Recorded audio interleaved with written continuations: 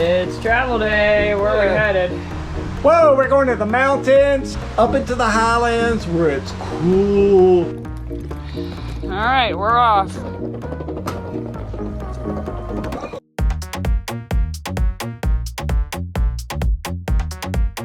Adiós, hasta luego. Ok, escribe un mensaje. Yes. Ok, gracias. Bye bye. Flying domestically in Colombia reminded us of airline travel in the United States before 9/11. It was cheap, easy, and stress-free. We didn't take anything out of our bags, kept our shoes on our feet, and our full bottles of water and sun lotion were completely disregarded. We arrived at the airport, and in a matter of minutes, we were at the gate. YouTube. Oh, so cute.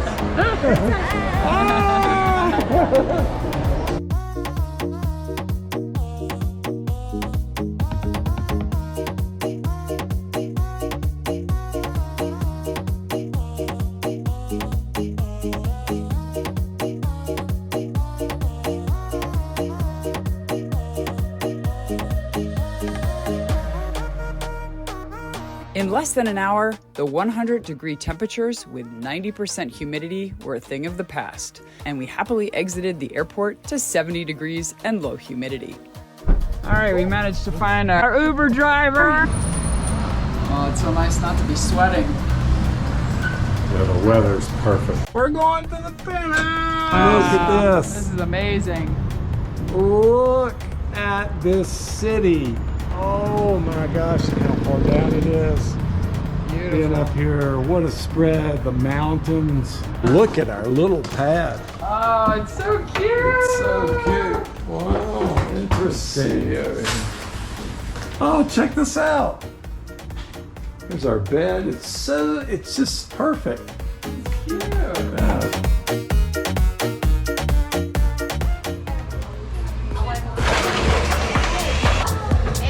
Oh, whoa. With a population of almost 3 million people, and many of them living in underdeveloped barrios on the sides of the mountains, a good public transportation system is essential. The Medellin metro is clean, efficient, and safe. You could literally eat off the floors. But the tracks stay in the valley. Public buses cannot get up the steep mountain streets, so many of the residents have to spend 2 to 2.5 hours one way commuting to work.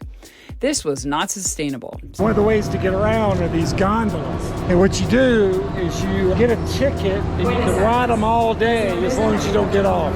So the city installed the Metro cable with the purpose of providing transportation to more than 30,000 people to the Medellin Metro. What do you think, babe? Pretty cool. It's the first urban cable-propelled transit system in South America and consists of 5 lines. Okay, we're on the second part of 3 coming up the hill. Boy, this saves a ton of time. The cost of riding the cable car is the same as the Metro, 60 cents, and transfers are free. The cable cars are really fast, traveling at a speed of 10 miles per hour and very popular with the locals. So we're transferring to the 4th gondola, and they're all free up until this point. This one takes you to the park, so we have to pay. See. I see.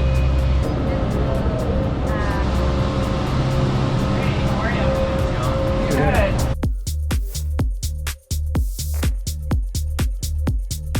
So this is totally different than when we started out before we got on the gondola. It was crowded, it was hot, there's pollution, and now we are in a different, You gotta find where we're going. different growth zone, just totally different area. It's just beautiful up here. Feel the breeze coming, you can hear it coming through the trees. I'm a little wood nymph. And I've just grown this Verde Verde. It's multifunctional and biodegradable. Well, that was a beautiful hike through the forest. Yeah, what a difference. I was not expecting this at all. No, me either. It's and I'm freezing right now. If you're gonna come here, you need to get here early. Early in the day. Yeah. Amazingly, less than 30 years ago, Medellin was dubbed the murder capital of the world, and Colombia in general had a very bad reputation. Between Pablo Escobar's warfare with the Cali cartel and guerrilla warfare in Comuna 13, bloodshed was constant, and normal people lived life in fear. To learn more about Pablo, we visited one of his stash houses converted into a museum. So here we are in the Pablo Escobar Museum, which is in the middle of a stash house. All of the artifacts on the property were recovered by his brother Nicholas, and as you can imagine, the tour guides present Pablo in a very positive light. This is level 4. Look how thick the glass is. Look how thick. This is the one that he got in 3rd place. And then this is the level 7. Oh man, you could just feel the glass. It's so hard. So this will stop like a cannon. This one, he was sitting in this seat when it was shot up. Look at the bullet holes, oh my gosh. Crazy. The largest collection at the museum was Pablo's cars. Escobar traveled in vehicles that were created to withstand attacks. On the bulletproof glass rating system, they were at least a 4, and some were at the highest level 7. As a comparison, the US president's limousines are level 7. We learned about Pablo's love of animals and a special weakness for birds. He spent more on the birds than on all the exotic animals in his zoo. Both of them. Each one of them cost him $1 million. That's why they were called the $1 million cockatoo. And to this day, the Colombian government is not sure how to cull the growing herd of hippos in the river near his old estate called Hacienda Napoli. As his cocaine empire increased in size, Escobar continued to experiment with different ways to efficiently deliver drugs and launder his money. From submarines to planes to speedboats to furniture, he was always revising his delivery system. He is still one of the most loved and at the same time hated men in the country of Colombia. Plomo! Plomo! Oh! Oh man! No way. Wow! Look at this!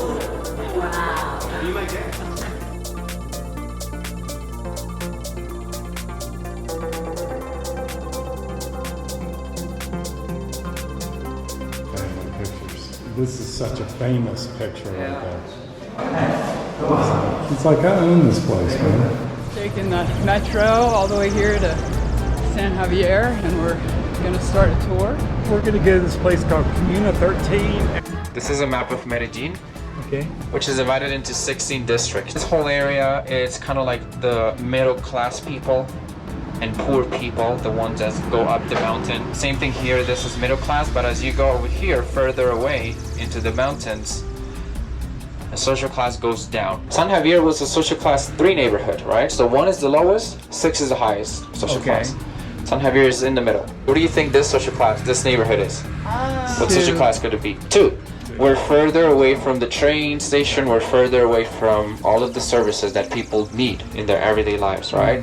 Like the schools and the hospitals. And the people even higher are gonna be lower, social class 1. You can see how small it is compared to the rest of the district. But it is one of the most densely populated areas. 200,000 people live here. You guys can see that this is someone's house, right? This is a normal house. And they turned their house or the first floor of their house into a souvenir store. At the same time Escobar was terrorizing the communities on the south side of Medellin, the guerrillas converted the small, sprawling hillside barrio called Comuna 13 into a transit route in and out of the city. 6 competing factions attempted to control the highway to the sea for drug trafficking. The residents of Comuna 13 were always in the middle of the gun battles. Our tour guide, Juan, lived in Comuna 13 with his parents. His grandparents were forced to move to Comuna 13 from the country. Their home was directly between 2 of the warring groups that terrorized Comuna 13, and gunshots were constant. This neighborhood became known as the most dangerous place in the world. Each day, fearing for his life, Juan walked 35 minutes one way to school. As he descended the thousands of stairs from the top of the mountain to the valley, he often stepped over dead bodies. Gang recruitment in his neighborhood was intense, mostly occurring at the small fenced-in soccer field. It's also where the public executions took place. In a 4-year period, the Colombian government attempted 24 military operations in Comuna 13 to rid the area of guerrillas. The last one, Orion Operation, included 3,000 troops backed by helicopters, and the war lasted 3 straight days. Juan and his parents huddled in their home, hoping not to be killed by a stray bullet.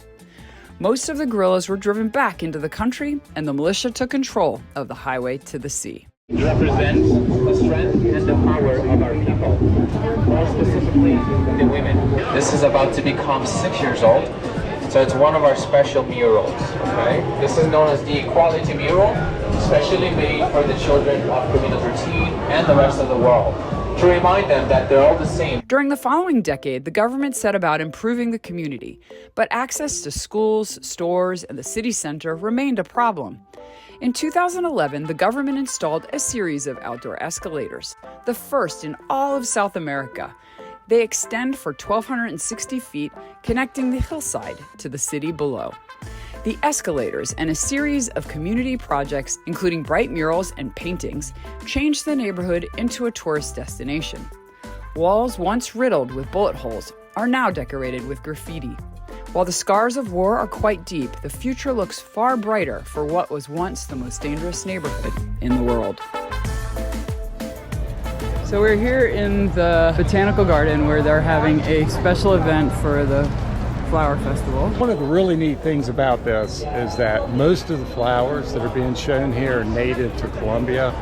Just the variety of species of tropical flowers is amazing. And that's what they do here during Flower Week, is celebrate that diversity, that wealth of agriculture that they have.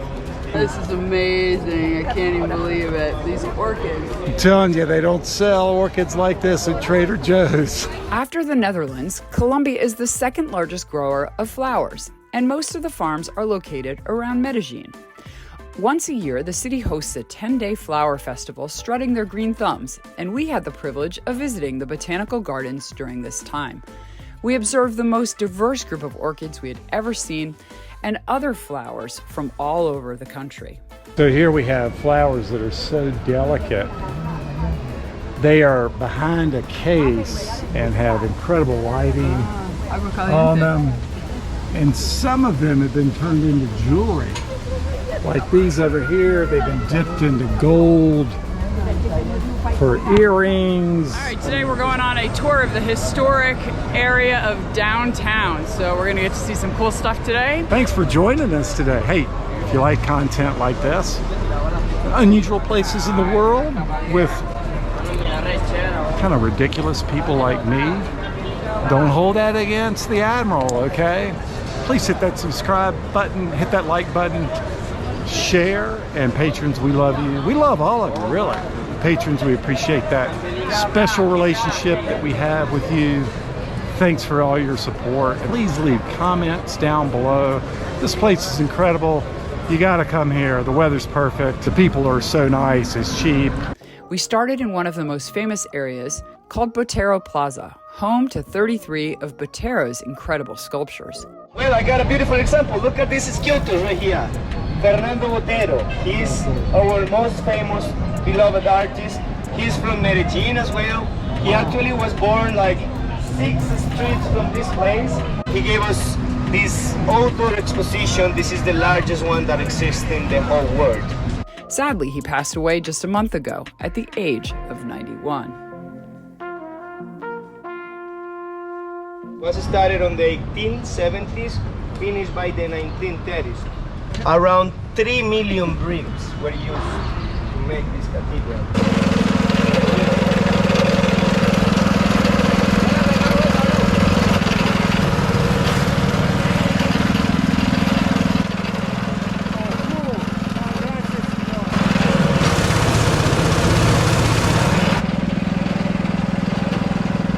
This tour took us through Plaza de San Antonio, known for the 2 bronze birds created by Botero.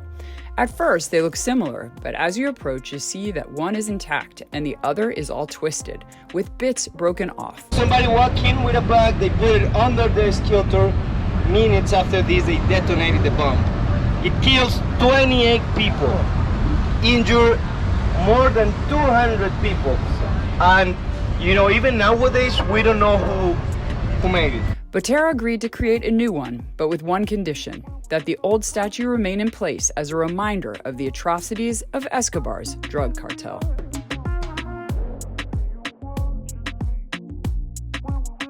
And Medellin is still the capital of drugs. It is still the city of Pablo Escobar. We can't deny that in Medellin, he helped a lot the development of the city. That neighborhood on the corner, even financiated part of this neighborhood. The name of the neighborhood itself, it's El Salvador, the savior, right? Escobar, he was just trying to earn people trust through this, you know, giving them things. At some point, Escobar decided to help some of these people, giving them the materials to be able to build a decent house, a decent home. Because at the end, he wanted to be a politician. So I remember it was this everyday feeling that you saw your parents going outside to work, but you didn't know if they were going to return. Then Escobar, he was killed in December the 3rd, 1993. Then it was like a new beginning for us in Medellin. But narco traffic was still there like a cloud. 2020 was the beginning of tourism for us. We have over 120% more narco traffic than back in 2020. You can't imagine how many people is coming to Medellin, to Colombia, just to try some drugs. We loved our time in Medellin and learned so much history, but it was time to move on. Thanks so much for watching. Join us next week to learn about two of Colombia's most prized villages, Guatapé and Jardín.